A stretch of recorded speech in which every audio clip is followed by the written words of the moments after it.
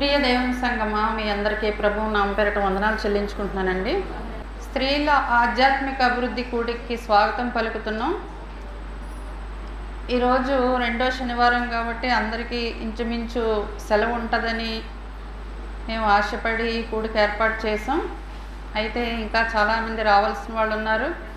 ఇంకా త్వరగా వస్తే మనం ముందుకు వెళ్ళడానికి అవకాశం ఉంటుంది. అయితే అంశం నెనరుగల స్త్రీ ఘనతనందును. సామెతలు 11వ అధ్యాయం 16వ వచనం. నెనరుగల స్త్రీ ఘనతనందును. ఈ వాక్యాన్ని బట్టి దేవునికి వందనాలు చెల్లిస్తున్నాను.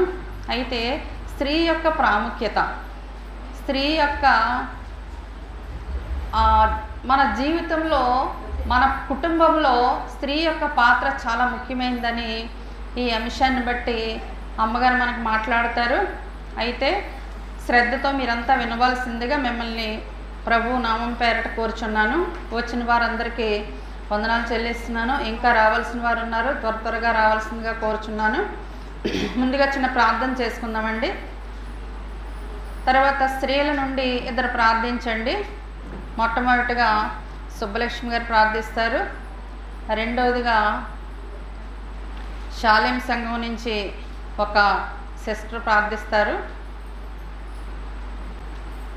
కళ్ళు మూసుకుందామండి. పరలోకమందున మా తండ్రి, నీ నామానికి లెక్కలేని వందనాలు నాయనా.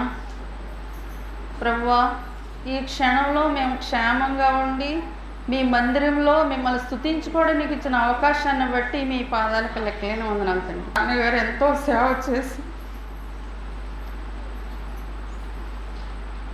ఎన్నో స్త్రీల కూడికలు కండక్ట్ చేసి ఎంతగానో అభివృద్ధి చేసినటువంటి ఈ సంఘాన్ని బట్టి మీకు వందనాలు.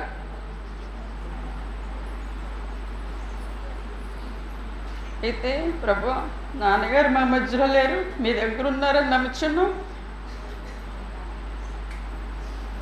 ఆయన వదిలిపెట్టినటువంటి ఈ సంఘాన్ని నా భర్త గారైనటువంటి సామ్యూయల్ పీటర్ గారు నడిపిస్తున్నారు తండ్రి.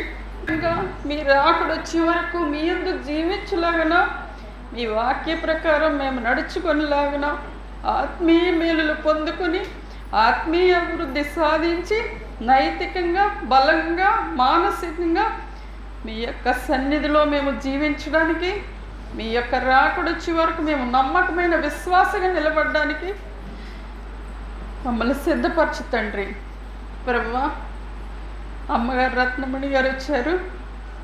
వాక్యం చెప్పబోచుండగా మేమంతా కూడా చక్కగా శ్రద్ధతో ఆ వాక్యాన్ని విని మా మనసుల్ని మేము బలపరుచుకొని వాక్యం ద్వారా మేము ఇంకా ముందుగా సాగడానికి, మంచి జీవితం మేము ఒక స్త్రీగా మా కుటుంబాన్ని ఎలా కట్టుకోవాలో ఆ విధంగా మేము మీ వాక్యంలో బలపరచులాగా సహాయం చేయండి తండ్రి. ప్రతి బిడ్డని దీవించండి, ఆశీర్వదించండి. మీ దయగల హస్తాన్ని ఈ సంఘంపై ఉంచండి. మీరు ఎక్కడ చల్లుగా కాపాడుతండి. ఏసునామం పెట్టిన ప్రార్థిస్తున్నాను. మరొకసారి వందనాలు చెల్లిస్తున్నాను. ఈ స్త్రీల కూడిక ముఖ్య ఉద్దేశం ఏంటంటే, మనం ఓపికతో ప్రార్థన జీవితం జీవిస్తూ మన కుటుంబాలను ఆశీర్వాదకరంగా మార్చుకోవాలని ఈ యొక్క స్త్రీల కూడిక ముఖ్య ఉద్దేశం. అయితే నేను రోజు నా ఉద్యోగానికి వెళ్ళేటప్పుడు నేను చేసే పని ఏంటంటే, సెల్ ఓపెన్ చేసుకుని యూట్యూబ్లో ఉన్నటువంటి మెసేజ్లు నేను బ్లూటూత్ ద్వారా ఆటోలో ప్రయాణిస్తున్నప్పుడు వింటూ ఉంటాను. అందులో భాగంగా నేను ఒకసారి అమ్మగారి యొక్క మెసేజ్ విన్నాను. విని ఇంకా ఆవిడకి ఫ్యాన్ అయిపోయాను. ఎలా అంటే, కనీసం ఒక 2 మెసేజ్లు అయినా నేను యూట్యూబ్లో ఆవిడ మెసేజ్లు వింటూ ఉంటాను. వారంలో చాలా మెసేజ్లు వింటాను. అమ్మగారి మెసేజ్ నాకు చాలా ఇష్టం. ఆవిడ చెప్పే తీరు కానీ, ఆవిడ వివరించే మాట తీరు కానీ, ఆవిడ తీసే వెరసెస్ కానీ అంతా ఒకదానికొకటి కోరిలేషన్తో ఉంటాయన్నమాట. చాలా సందర్భానుసారంగా, చాలా అర్థమయ్యే రీతిలో చెప్పడం నేను విన్నాను. అయితే మేము చాలా కాలం నుంచి స్త్రీల కూడిక పెట్టాలని అనుకున్నప్పుడు అనేక సందర్భాల్లో ఎవరిని పిలవాలి, ఎవరైనా మంచి ఆత్మీయ సారం బోధించే వాళ్ళు ఎవరైనా ఉన్నారా అని చాలామందిని మేము ఎంక్వైరీ చేసినప్పుడు వాళ్ళు ఉన్నారు కానీ వాళ్ళ ద్వారా అంత బాగా ఉండదని అనేక మంది మాకు చెప్పడం జరిగింది. అయితే కొంతమంది ద్వారా తెలుసుకున్నాము, ఫోన్లు సంపాదించాము, కానీ ఆ రీతిలో మాకు సరి అయినటువంటి రెస్పాన్స్ రాకపోవడం వల్ల మేము డ్రాప్ అయిపోవడం జరిగింది. అయితే నేను మొన్న సెకండ్ సాటర్డే వస్తుంది కదా, ప్రేయర్ పెట్టుకుందామని మా సామ్యూల్ పీటర్ గారు నేను ఆలోచించినప్పుడు ఎవరిని పిలుద్దామని అన్నప్పుడు నేను ఈ వాక్యం గురించి, ఈ మాటల గురించి ఆయనతో చాలాసార్లు చెప్పాను. మేడం గారిని పిలుద్దామని చెప్పాను. చెప్పితే నువ్వు పూర్తిగా విన్నావు కదా, అయితే నాకు కూడా మెసేజ్ పెట్టు, ఎందులో వస్తుందో నాకు తెలియదు కానీ నేను కూడా వింటాను అన్నారు. ఆయన కూడా విన్నారు. వెంటనే నాకు చెప్పలేదు, ఆయన వెంటనే ఫోన్ చేసి అమ్మగారిని పిలవడం జరిగింది. ఆ విధంగా నేను అమ్మగారి యొక్క వాక్య సందేశాన్ని చాలా సందర్భంలో విన్నాను. ఆత్మీయంగా చాలా మేలుకరంగా ఆమె చెప్పేటువంటి మాటలు మనకి హృదయానికి హత్తుకునే విధంగా ఉంటాయి. అయితే ఇక్కడ నేను చెప్పేది ఏంటంటే, యూట్యూబ్లో అమ్మగారి ప్రసంగాలు చాలా ఉంటాయి. మీరు కూడా సమయం దొరికినప్పుడు వింటూ ఉండండి. మన యొక్క కుటుంబాలకి మంచి బలకరంగా, మంచి ఆత్మీయంగా, ఆధ్యాత్మికంగా ఈ యొక్క మెసేజ్లు ఉంటాయి. ఈరోజు అమ్మగారిని మేము పిలిచాము. మార్నింగ్ చాలా దూరం నుంచి ప్రయాణం చేసి తక్కేళ్లపాడు అనేటువంటి గ్రామం. నేను ఈ మెసేజ్ ఓపెన్ చేసుకోవడానికి పేరు గుర్తుండక ఆ ఊరి పేరు గుర్తుంచేసుకున్నాను, తక్కేళ్లపాడు. ఈయన అన్నారు, ఏ ఊరో చెప్పగలవా అన్నారు. వెంటనే తక్కేళ్లపాడు అని చెప్పాను. తక్కేళ్లపాడు అని కొట్టుకుంటాను నేను యూట్యూబ్లో. అప్పుడు అమ్మగారి మెసేజ్లు వచ్చేస్తాయి. వస్తే నాకు అలా గుర్తుండిపోయిందనమాట. అందువలన చక్కగా అనుభవాలు, మర్మాలు, మనకెంతో ఉపయోగకరమైనటువంటి ఆత్మీయ ఎదుగుదల సందేశాలు, పూర్ణ ఆత్మ, పూర్ణ హృదయంతో వినేలా చక్కని సందేశాలు ఆవిడ ఇస్తారు. ఆమె చెప్పే సందేశాన్ని మీరు అంతా కూడా విని మనకు అన్వయించుకొని మన కుటుంబాన్ని బలవంతంగా, బలకరంగా, దేవునికి ఉపయోగకరంగా కట్టుకోవాలని మిమ్మల్ని ప్రేమపూర్వకంగా కోరుచున్నాను. అంటే దేవుడు ఎవరిని దృష్టిస్తాను అని చెప్తున్నారని మీరు చదివారు కదా. ఆకాశము నుండి చూచి నరులను పరిశీలిస్తున్నాడు ఆయన. ఎలాంటి నరులను? వివేకముతో వెతికే వారిని. అంటే వివేకం లేకుండా వెతికే వారిని చూడరా? స్ట్రైట్ ఆన్సర్ చూడరు. ఇప్పుడు మనమే ఉన్నాము, ఎలా వెతకాలో తెలియకుండా మన ఇష్టానుసారంగా మనం చేసుకుంటూ పోతే మనమేమనుకుంటున్నామంటే నేను బాగున్నాను భక్తిలో అనుకుంటున్నాం. కానీ దేవుడు అనుకుంటున్నాడు, వీడు వివేకం లేకుండా అవివేకిలా వెతుకుతున్నారు కాబట్టి వీళ్ళు నాకు వద్దు అనుకున్నారు అనుకోండి. మనం ఇక్కడ ఎంత భజన చేసి పట్టుకున్నా ఆయన మాత్రం మనల్ని చూడరు. అప్పుడు ఫలితం ఏంటి? ప్రయోజనం ఏంటి? ఉందా? లేదు. కాబట్టి వివేకము కలిగి దేవునిని వెతకాలి. అప్పుడు మాత్రమే దేవుడు దొరుకుతారా? ఖచ్చితంగా దొరుకుతారు. దేవుడు ఎవరు అని వెతకాలి. వెతికినప్పుడే దేవుడు దొరుకుతారు. అలా వెతికి కనుగొన్న వారు మాత్రమే ఎలాంటి శ్రమనైనా, ఎలాంటి కష్టాన్నైనా, ఎలాంటి ఇబ్బందినైనా అధిగమించగలరు. ఎందుకంటే వాళ్ళు స్వయంగా వెతికి కనుగొన్నారు కాబట్టి. మిమ్మల్ని మాట అడిగి నేను ముందుకు వెళ్తాను. విశ్వాసులకు తండ్రి ఎవరు చెప్పాలందరూ? అబ్రహాము గారు. ఆయన కంటే ముందున్న వారికి విశ్వాసం లేదా?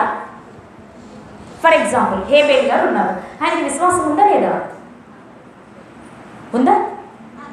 చెప్పాలమ్మా. ఉందా? ఉంది. హనోకు గారు ఉన్నారు, విశ్వాసం ఉందా? నోవాహు గారు ఉన్నారు, విశ్వాసం ఉందా? మరి వాళ్ళెందుకు తండ్రులు కాలేదు?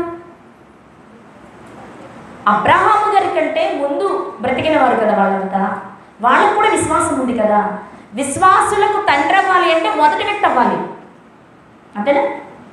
ఏ పనిలోనైనా పనిని ప్రారంభించిన వ్యక్తిని పితామహుడు అంటాం. దేనినైనా, చదువుకున్న పిల్లలు ఉన్నారు, దేనినైనా ఒక దానిని ఆవిష్కరించిన వారినే పితామహుడు అంటాం, ఫాదర్ అంటాం. అలాంటప్పుడు విశ్వాసం అనేది కలిగి ఉన్న హేబేలు గారికి కానీ, హనోకు గారికి కానీ, నోవాహు గారికి కానీ లేని ఆ బిరుదు అబ్రహాము గారికి ఎందుకు వచ్చింది?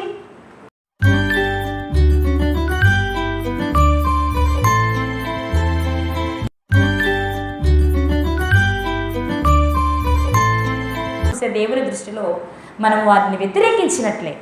కానీ దేవుని వాక్యం సెలవిస్తున్న విషయం ఏంటి అంటే భర్తను యజమానుడా అని పిలుచుచు లోబడి ఉండడం అనేది ప్రతికూల పరిస్థితుల్లో కూడా చేస్తే, ఇక ఆ సన్నివేశంలో అసలు వాళ్ళు అలా మాట్లాడతారు అనుకోలేదండి అనుకుంటామే, అలాంటి సన్నివేశంలో కూడా లోబడి ఉంటారే వాళ్ళకు లోబడినట్లు అని చెప్తూ అక్కడ ఒక ఎగ్జాంపుల్ చెప్పారు. ఆ ప్రకారం, ఏ ప్రకారం అంటే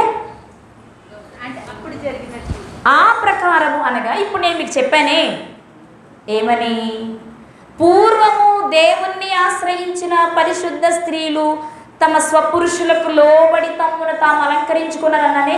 అలా చేసిన వారు ఎవరనగా శారా అబ్రాహామును యజమానుడాన్ని పిలుచుచు అతనికి లోబడి ఉండెను. ఏమండి, పాత నిబంధన ఆది కాండంలో వ్రాయబడిన పేరు క్రొత్త నిబంధనలో ఇంచుమించు చివరి పుస్తకాలలో పేతురు గారు రాస్తూ చెప్తున్న మాట,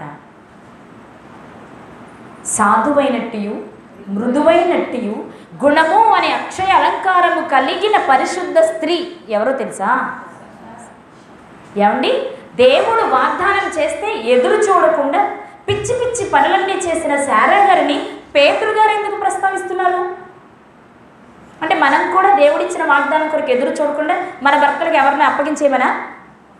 ఒక శ్రోత నాకు ఫోన్ చేసి అడిగారు ఇలాగే, ఏమండి పేతురు గారు తన పత్రికలో రాస్తూ ఒక మాట చెప్పారు కదా, ఆమె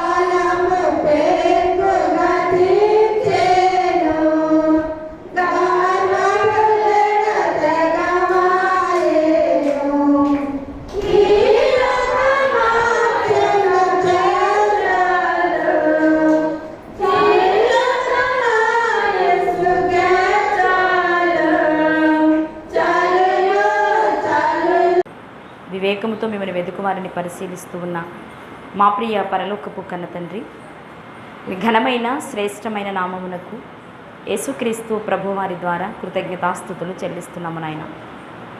గడిచిన కాలమంతా మీ బలిష్టమైన రెక్కల క్రింద మమ్మల్ని సజీవులుగా ఉంచారు. అదేవిధంగా ఉదయకాలం అనేక మాటల చేత ఆయన మమ్మల్ని తృప్తిపరిచారు, మా బ్రతుకులు సరిచేశారు. ఈ మధ్యాహ్న కాల సమయంలో మీ సన్నిధిలోనికి చేరాము. ఏ మాటలు మాకు వినిపించడానికి మీరు ఇష్టపడుతున్నారో వాటిని వినే మనస్సు మా అందరికీ దయచేయండి నాయన. నెనరు కలిగిన స్త్రీ కొనియాడబడుతుందని, ఆ నెనరు మీ వాక్యం ద్వారానే నేర్చుకోగలమని, మీరు మాకు తెలియచేస్తూ ఉండగా నాయన వాటిని విని విడిచిపెట్టేవారిగా కాకుండా విన్న మాటల ప్రకారం బ్రతుకుటకు సహాయాన్ని దయచేయండి. అలాగే మీ పక్షముగా మాట్లాడుతున్న నన్ను బలపరచండి తండ్రి.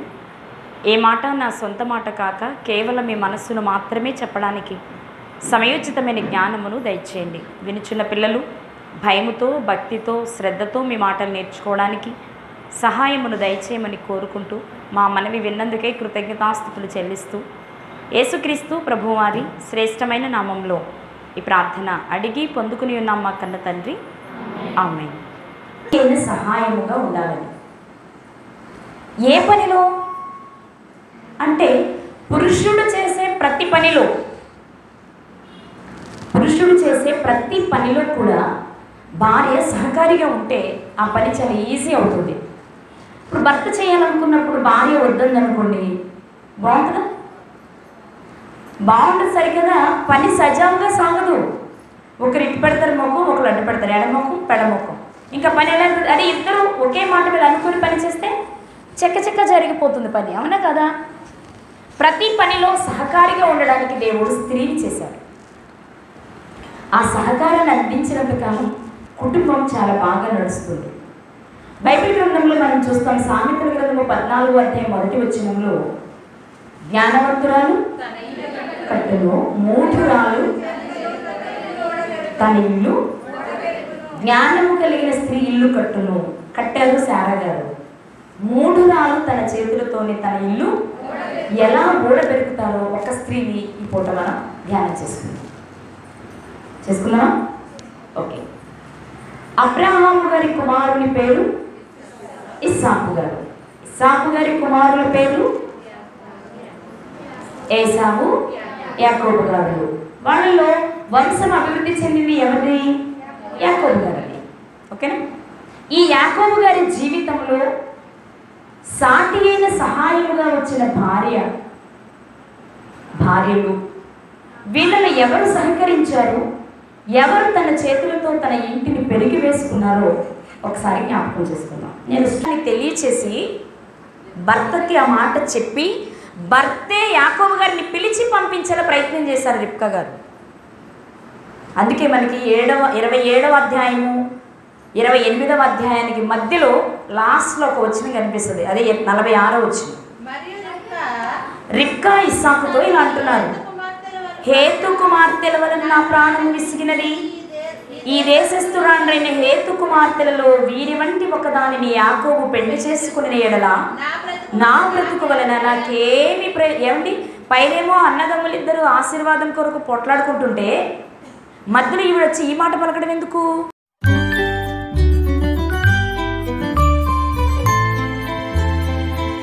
మన మధ్యలో ఉండేటువంటి వాక్యం కూడా అదే రీతిగా ఉంటుంది. కొంచెం మీకు ఇబ్బంది కలిగినా, బద్ధకంగా ఉన్నా, ఒక్కొక్కసారి పళ్ళు మూతలు పడినా, మరి అలాంటి విషయాలు లేకుండా మిమ్మల్ని మా లైన్లోకి తెచ్చుకుంటూ మేము ఏ రీతిగా వాక్యాలు చెప్తూ ఉన్నామో, అమ్మగారు కూడా అలాంటి వాక్యాన్ని మరి చక్కటి మాటలు చెప్పారు. మేము బయట ఉంటే అంతా వింటా ఉన్నాను. మరి వారికి ఇంకా బహుగా దేవుడు మరి పరిచర్యలు అనేక మంది దగ్గర వాడుకుంటూ అనేక మందిని ప్రభు మార్గంలో నడిపించడానికి సిద్ధపాటు చేయాలని మనందరం కూడా ప్రార్థన చేయాల్సిన బాధ్యత మన మీద ఉంది. పిలవటమే కాదు, ఏదో కాసేపు మాట్లాడించుకుని పంపడమే కాదు, వారి నిమిత్తం మనం ప్రార్థన చేస్తే వారు ఆశీర్వదించబడితే మనం కూడా ఆయా సందర్భాల్లో ఆయా సమయాల్లో ఇలాంటి వాక్యాలతో ఆశీర్వదించబడతాం. కాబట్టి వారి వరకు మీరు నిరంతరము కూడా ప్రార్థన చేయండి. మరి ఆశీర్వాదాలు వారికే కాదు, ఆశీర్వాదాలు మనకి కూడా మరి ఉంటాయి అని తెలియజేస్తూ ఉన్నాను. ఈ సమయంలో మరి ఇంత మంచి వాక్య భాగాలు మనకి ఇచ్చారు. దూర ప్రాంతం నుంచి మరి వారు ఇచ్చారు. 11 గంటల కల్లా మేము ఇక్కడ ఉంటామన్నారు. చాలా కష్టపడి అదే రీతిగా మరి వచ్చారు.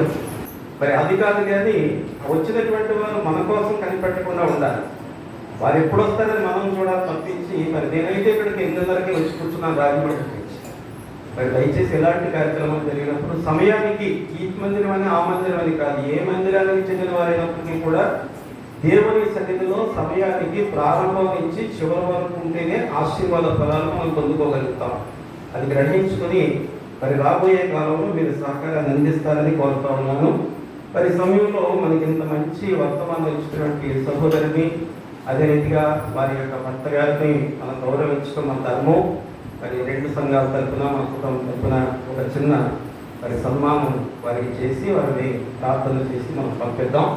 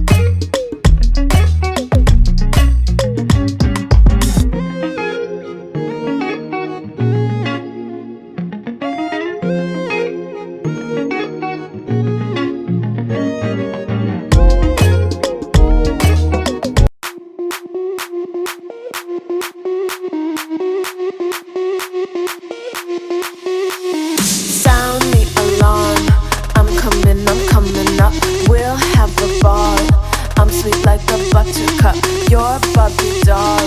Show them all what I'm made of. Strut down the hall. Won't stop till I get enough. I wanna live right now. Baby, I'm as young as the night. I wanna dance right now. On the floor, I feel so alive. Don't stop, turn it up. Don't stop, turn it up. Don't stop, turn it up. Don't stop, turn it up. Don't stop, turn it up. Sound the alarm. I'm coming up. We're going hard. Pour some more into my cup. Sparkling star. Crystal glitter all over. Get in my car. Let's go to my favorite club. Rich like a queen. All my clothes are designer.